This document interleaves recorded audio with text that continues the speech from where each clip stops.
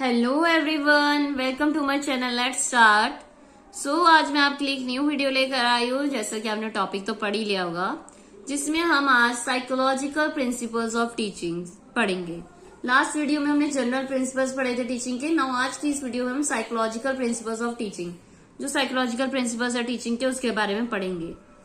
Psychological principles of teaching which have resulted through experiments influence the teaching process and make it more effective।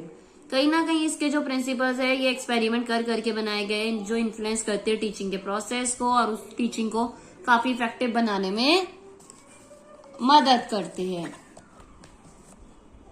So as your first is principle of motivation and interest. आप कोई भी teaching, कोई भी lesson आप पढ़ा रहे हो, उसमें क्या इंपॉर्टेंट है? सबसे ज्यादा मोटिवेशन एंड इंटरेस्ट होना जरूरी बच्चे का।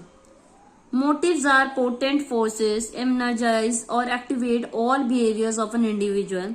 The objective of bringing desirable changes behaviour can only be achieve if one is motivated, try accept that change in his behaviour. Similarly interest provides key to the learning and desired changes. तो जो motivation and interest है, दोनों ही important role play करते हैं। Motivation अगर बच्चे को मिलेगी तभी वो लर्न करने की तरफ इंटरेस्ट दिखाएगा, शो करेगा, एक्टिवली एंगेज होगा लर्निंग में। तो मोटिवेशन एंड इंटरेस्ट काफी इंपॉर्टेंट है। अगर वो नहीं मिलेगा तो उसके बच्चे को तो लर्निंग नहीं हो पाएगी। Next is principle of repetition and exercise in teaching. If practice, revision,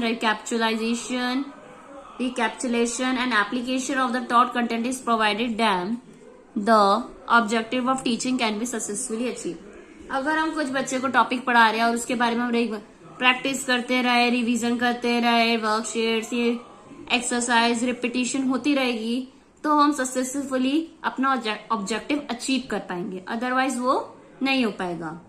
principle of change, rest and recreation.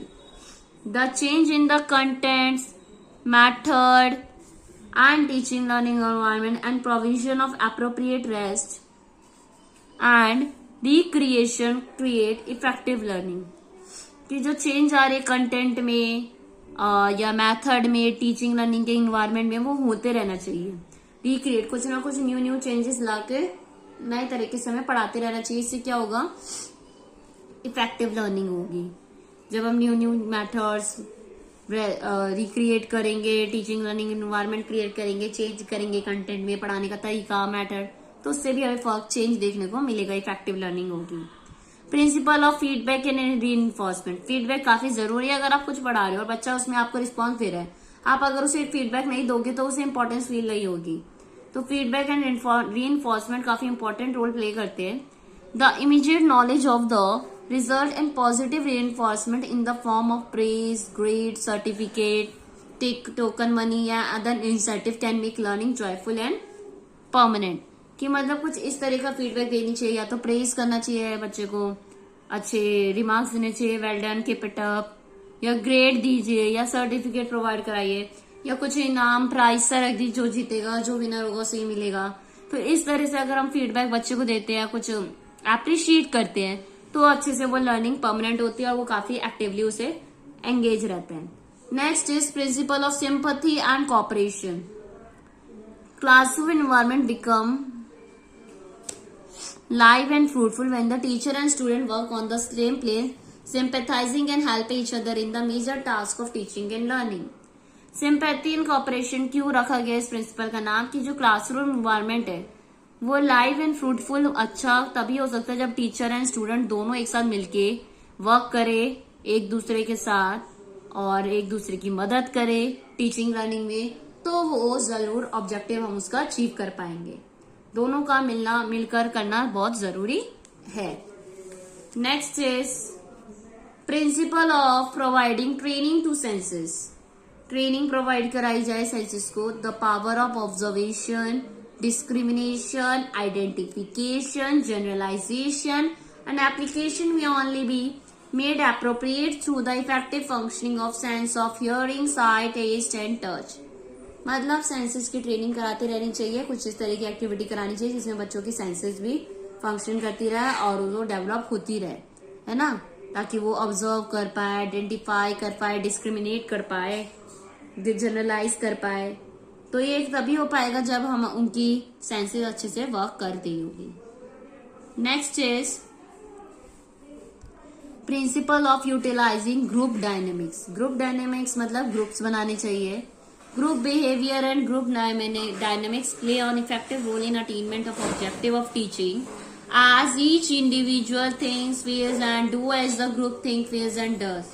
The healthy interaction between team leader and other fellow members creates a healthy education environment and develop forces to bring changes in the behavior.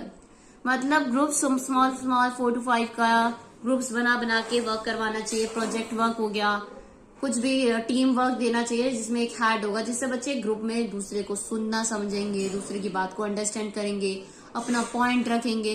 तो group में एक साथ मिलके वो कैसे unity में work करते हैं ये भी बच्चे सीखेंगे।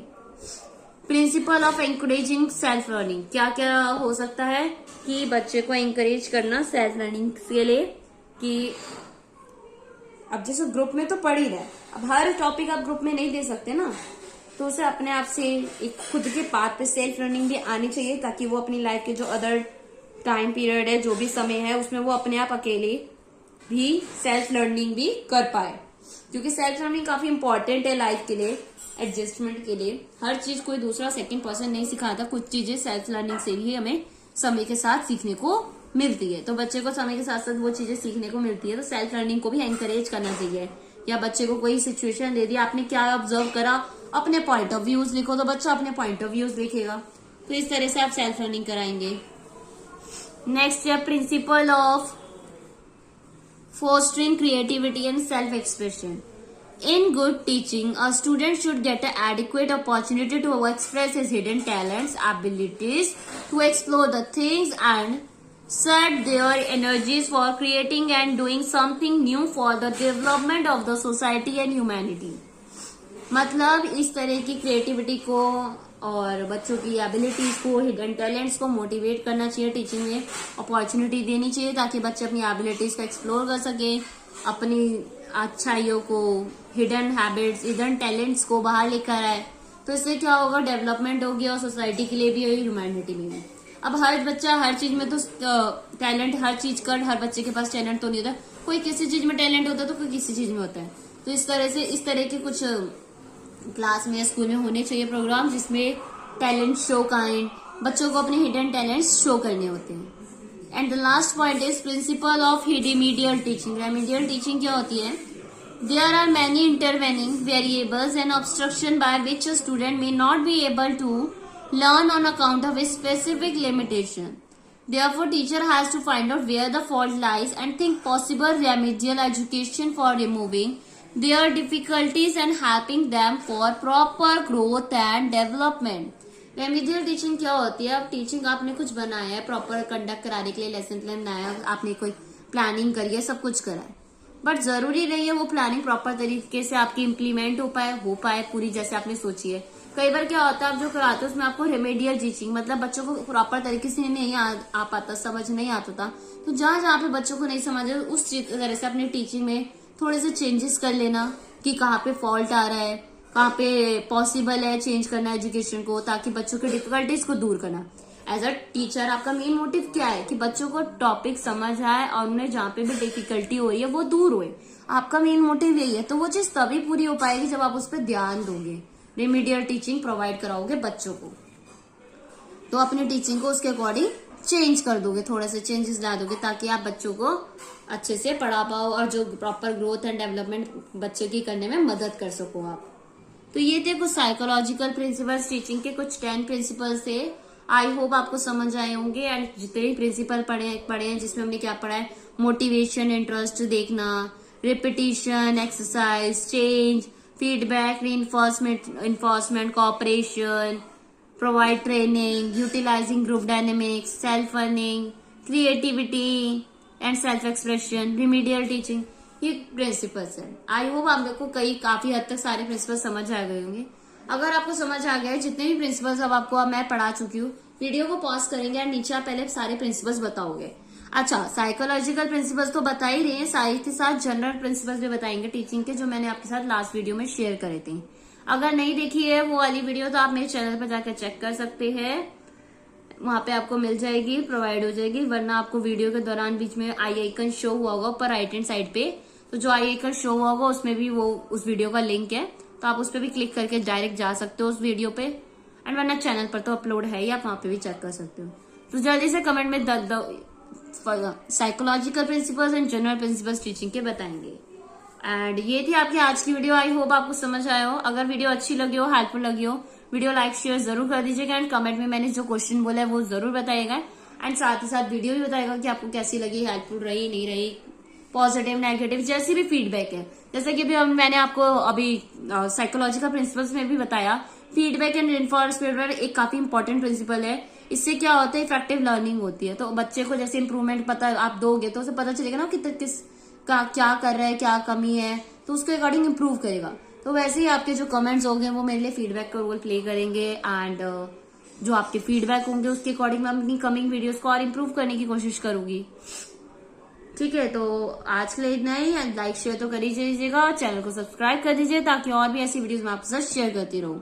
सो thank you so much everyone for watching my video and the most important thing, don't forget to subscribe my channel.